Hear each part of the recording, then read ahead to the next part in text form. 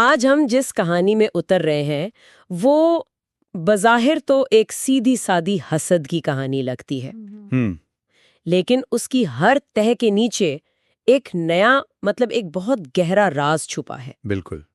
یہ دو ایسی عورتوں کی کہانی ہے جو ایک پرفیکٹ لائف کے پیچھے بھاگ رہی ہیں، بالکل، اور اس کے لیے کوئی بھی قیمت چکانے کو تیار ہیں۔ جی، اور ہمارے سامنے دو بالکل الگ الگ نقطہ نظر ہیں، اور ہمارا کام ان دونوں کو جوڑ کر یہ سمجھنا ہے کہ سچائی آخر ہے کہاں۔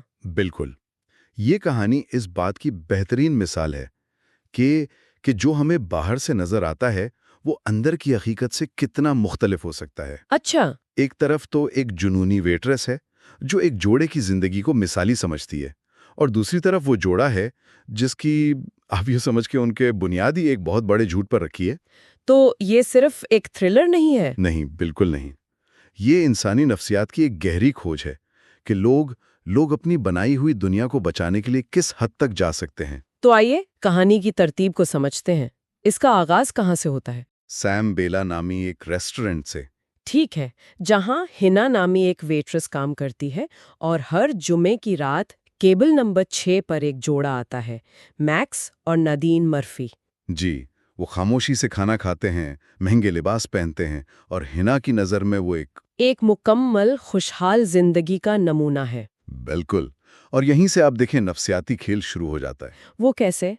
ہنا اصل میں میکس اور نادین کو نہیں دیکھ رہی، وہ اپنی خواہشات، اپنی ناکامیوں اور اپنی تنہا زندگی کا عکس ان پر ڈال رہی ہے۔ وہ جو خود نہیں ہے وہ ان میں دیکھ رہی ہے۔ جی، اسے اپنی بلونی ساس کے دھبوں والی یونیفارم سے نفرت ہے، اور وہ نادین کے ڈیزائنر کپڑوں سے جلتی ہے۔ یہ سیدھا نفسیات میں سے پروجیکشن کہتے ہیں۔ اچھا۔ وہ یہ نہیں سوچتی کہ میری زندگی بری ہے، بلکہ وہ یہ سوچتی ہے کہ ان کی زندگی کتنی اچھی ہے۔ اور اس طرح وہ خود کو ایک شکار کے طور پہ دیکھتی ہے۔ بالکل۔ یہ بہت دلچسپ نقطہ ہے، کیونکہ ہنا کو یہ بھی لگتا ہے کہ ان کے درمیان کوئی محبت نہیں ہے۔ کیوں؟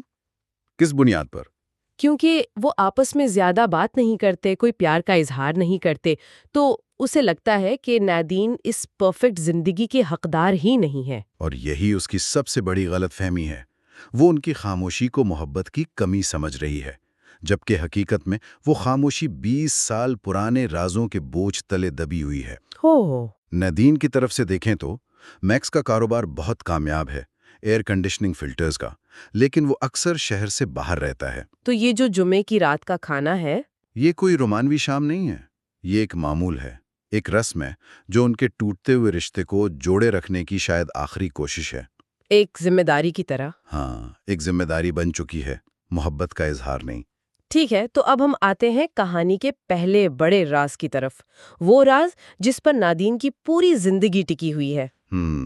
اس کا بیٹا ایڈم دراصل میکس کا حیاتیاتی بیٹا نہیں ہے۔ دیکھیے، یہ صرف ایک راز نہیں ہے، یہ نادین کی شخصیت کا مرکز بن چکا ہے۔ 20 سال تک ایک جھوٹ کو جینا۔ آپ سوچیں ذرا، اس کا مطلب ہے کہ آپ نے اپنی اصل شخصیت کے اوپر ایک شیشے کا محل بنا لیا ہے۔ آپ کا ہر عمل، ہر فیصلہ اس محل کو ٹوٹنے سے بچانے کے لیے ہوتا ہے۔ اسی لیے وہ ہنا جیسی معمولی سی دھمکی پر بھی اتنا شدید رد عمل دیتی ہے۔ بالکل، کیونکہ اسے ڈر ہے کہ ایک چھوٹا سا پتھر بھی اس کے پورے محل کو گرا سکتا ہے۔ اس کا بیٹا کیرن نامی شخص سے تھا، ایک مختصر تعلق تھا، اور اس نے یہ بات میکس سے ہمیشہ چھپائے رکھی۔ لیکن یہاں کہانی ایک نیا موڑ لیتی ہے۔ جی، ہنا، جو ہمیں اب تک ایک معصوم، حسد کرنے والی لڑکی لگ رہی تھی، وہ بھی کوئی فرشتہ نہیں ہے۔ اس کا اپنا ایک ماضی ہے۔ اور وہ ماضی نادین کے راز سے بھی زیادہ خوفناک ہے۔ وہ اکثر قبرستان جاتی ہے، 2 قبروں پر، مائیکل اور وکٹوریا اسپنر۔ جی، اور یہیں سے ہمیں ہنا کے نفسیات کی گہرائی کا اندازہ ہوتا ہے۔ اس کا جنون مرفی جوڑے سے شروع نہیں ہوا۔ نہیں، اس کی کہانی کی جڑیں ہیں اس کے منگیتر زیک کے دھوکے میں۔ جب زیک نے اسے دھوکا دیا تو اس کی دنیا بکھر گئی۔ یہ ایک شدید ذہنی صدمہ تھا۔ اور اس کے بعد جو کچھ ہوا وہ ایک طرح کا ٹراما ریپیٹیشن ہے۔ وہ لاشعوری طور پر ایسے حالات پیدا کر رہی ہے جہاں وہ کنٹرول میں ہو۔ جیسے کہ اسپنر جوڑے کی زندگی میں داخل ہونا۔ جی، اس نے مائیکل کے ساتھ تعلق بنایا جو اپنی بیوی کو دھوکا دے رہا تھا۔ اور جب مائیکل کی بیوی وکٹوریا نے اسے ذلیل کیا تو ہنا نے اپنا کنٹرول کھو دیا۔ اس نے پہلے وکٹوریا کو ایک گلدان مار کر قتل کیا۔ اور پھر جب مائیکل نے اس پر حملہ کیا تو اس نے اسے بھی چھری سے مار ڈالا۔ اور سب سے زیادہ حیران کن بات یہ ہے کہ وہ پچھلے 2 سال سے ان کے خالی گھر میں چھپ کر رہ رہی تھی۔ یہ تو ایک مکمل سائیکوپیتھک رویہ لگتا ہے۔ بالکل، وہ صرف محبت نہیں چاہتی، وہ طاقت چاہتی ہے۔ زیک کے دھوکے نے اس سے طاقت چھین لی تھی اور اب وہ ہر رشتے میں طاقت کے توازن کو اپنے حق میں کرنا چاہتی ہے۔ تو سپنرز کا گھر اس کے لیے صرف ایک پناہ گاہ نہیں تھا؟ نہیں، وہ اس کی فتح کی نشانی ہے، ایک ایسی جگہ جہاں اس نے کنٹرول حاصل کیا تھا۔ تو اب ہمارے پاس 2 خواتین ہیں، دونوں کے پاس خوفناک راز ہیں، اور اب ان کی دنیا ٹکرانے والی ہیں۔ کیرن، ایڈم کا حیاتی باپ، 20 سال بعد واپس آ جاتا ہے اور وہ اپنی خاموشی کی قیمت مانگتا ہے، £1,000,000۔ نادین کی دنیا الٹنے لگتی ہے۔ اور اسی وقت ہنا کا جنون بھی بڑھ رہا ہے۔ ایک رات جب وہ مرفی جوڑے کو کھانا پیش کرتی ہے تو میکس اس سے بہت دوستانہ انداز میں بات کرتا ہے، جبکہ نادین اس کی تذلیل کرتی ہے۔ جی، اور ہنا کے ذہن میں یہ ایک ثبوت بن جاتا ہے کہ مسئلہ نادین ہے۔ اسے لگتا ہے کہ اگر نادین راستے سے ہٹ جائے تو وہ اور میکس ایک ہو سکتے ہیں۔ وہ میکس کی مہربانی کو دعوت سمجھ رہی ہے۔ اور نادین، جو پہلے ہی دباؤ میں ہے، کیرن کی دھمکیوں سے تنگ آ کر ایک انتہائی قدم اٹھاتی ہے۔ وہ اسے پیسے دینے کے بہانے اپنے گھر بلاتی ہے اور چھری کے پے در پے وار کر کے اسے قتل کر دیتی ہے۔ لیکن کہانی کا اصل محور اس کے بعد آتا ہے۔ جب میکس گھر پہنچتا ہے، جی، ہاں، یہ وہ لمحہ ہے جو سب کچھ بدل دیتا ہے۔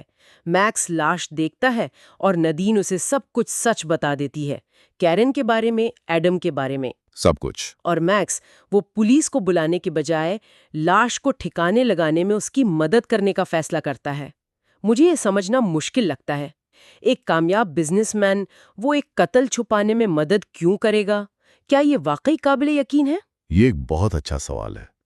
پہلی نظر میں تو یہ محبت کا ایک عظیم عمل لگتا ہے کہ وہ اپنے خاندان کو بچانے کے لیے کچھ بھی کرنے کو تیار ہے۔ لیکن اگر ہم گہرائی میں دیکھیں تو یہ فیصلہ خود غرضی پر بھی مبنی ہو سکتا ہے۔ اچھا، وہ کیسے؟ دیکھیں، نادین کا راز فاش ہوتا تو صرف اس کی زندگی برباد نہ ہوتی، میکس کی بھی ہوتی۔ اس کا پرفیکٹ خاندان، اس کی سماجی حیثیت، اس کا کاروبار، اس کی بنائی ہوئی کامیاب زندگی کی تصویر، بالکل سب کچھ بکھر جاتا۔ تو اس کا یہ فیصلہ اپنے خاندان کو بچانے کے ساتھ ساتھ اپنی دنیا کو بچانے کا بھی فیصلہ تھا۔ تو وہ اب صرف ایک شوہر نہیں بلکہ اس جرم میں برابر کا شریک ہے۔ جی، تو وہ لاش کو گروو فارسٹ میں دفن کر دیتے ہیں۔ انہیں لگتا ہے کہ مسئلہ حل ہو گیا ہے، لیکن وہ یہ نہیں جانتے کہ کوئی ان پر نظر رکھے ہوئے ہے نا؟ وہ میکس کے لیے پریشان ہو کر اس کا پیچھا کر رہی تھی اور انہیں یہ سب کرتے ہوئے دیکھ لیتی ہے۔ اور اب طاقت کا توازن مکمل طور پر بدل جاتا ہے۔ ہینا کے ہاتھ میں اب وہ ہتھیار ہے جس کا وہ خواب دیکھتی تھی۔ وہ ندیم کو بلیک میل کرتی ہے، لیکن اسے پیسے نہیں چاہیے، اسے میکس چاہیے۔ وہ نادین سے کہتی ہے کہ وہ میکس کو چھوڑ دے، ورنہ وہ پولیس کو سب کچھ بتا دے گی۔ ہینا کو لگتا ہے کہ وہ جیت گئی ہے، لیکن وہ یہ بھول جاتی ہے کہ ایک ایسا شخص جس کے پاس کھونے کے لیے سب کچھ ہو، وہ سب سے زیادہ خطرناک ہوتا ہے۔ اور نادین اس وقت اسی مقام پر کھڑی ہے۔ بالکل، اور ہنا ایک اور چال چلتی ہے۔ وہ میکس سے ملتی ہے اور اسے نادین کے افیئر اور ایڈم کے بارے میں سب سچ بتا دیتی ہے۔ اور میکس دھوکے اور غصے کی حالت میں کمزور پڑ جاتا ہے اور ہنا کے ساتھ رات گزارتا ہے۔ ہنا کے لیے یہ اس کی سب سے بڑی جیت ہے۔ جب نادین کو اس بات کا علم ہوتا ہے تو وہ ٹوٹ جاتی ہے۔ اسے احساس ہوتا ہے کہ وہ سب کچھ ہار چکی ہے۔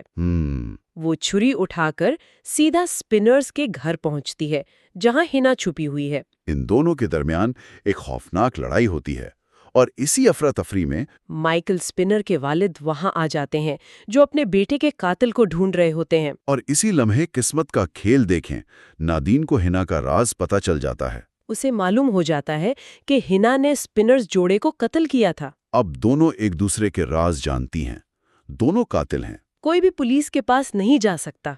وہ ایک عجیب سمجھوتے پر پہنچتی ہیں، تم میرے بارے میں خاموش رہو، میں تمہارے بارے میں خاموش رہوں گی۔ یہ باہمی تباہی کے خوف پر قائم ایک نازک توازن ہے۔ تو نادین کو لگتا ہے کہ آخرکار اس نے ہنا سے چھٹکارا پا لیا ہے۔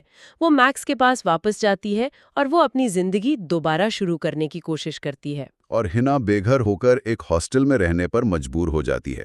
ایسا لگتا ہے کہ کہانی اپنے انجام کو پہنچ گئی ہے اور نادین جیت گئی ہے۔ ہاں، ایسا لگتا ہے، لیکن مصنف نے یہاں ایک آخری سب سے زیادہ چونکا دینے والا موڑ رکھا ہے، یہ وہ لمحہ ہے جو کہانی کے پورے معنی کو بدل دیتا ہے۔ ایک منٹ، تو آخر میں ہنا نے ریسٹورانٹ کے ایک اور تنہا گاہک ٹام کو قتل کر دیا اور اس کا الزام نادین پر ڈال دیا، جی، صرف اس لیے تاکہ وہ دونوں جڑی رہیں۔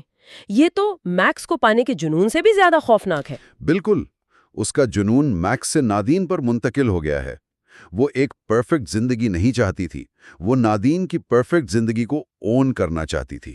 تو اس آخری حرکت سے اس نے نادین کو ہمیشہ کے لیے اپنا قیدی بنا لیا ہے۔ وہ جانتی ہے کہ نادین پولیس کے پاس نہیں جا سکتی کیونکہ اس کے اپنے راز بھی کھل جائیں گے۔ اب نادین کو زندہ رہنے کے لیے ہنا کی ضرورت ہے۔ یہ ایک دوسرے پر انحصار کی سب سے زہریلی شکل ہے، جسے ٹراما بانڈنگ بھی کہا جا سکتا ہے، جہاں دو لوگ مشترکہ صدمے اور رازوں کی وجہ سے ایک دوسرے سے جڑ جاتے ہیں۔